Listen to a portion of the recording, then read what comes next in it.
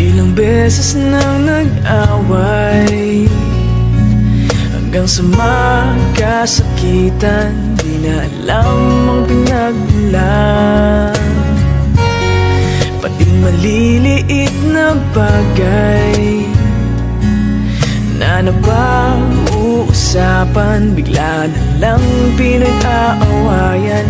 Ngunit kahit na ganito,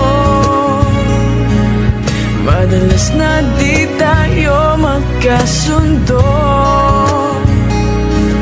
Ikaw lang ang gusto kong makapiling sa buong buhay ko.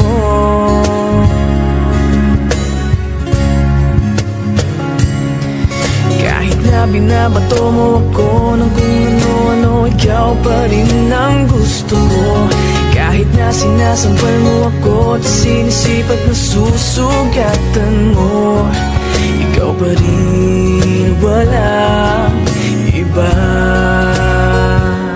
Ang gusto kong makasama,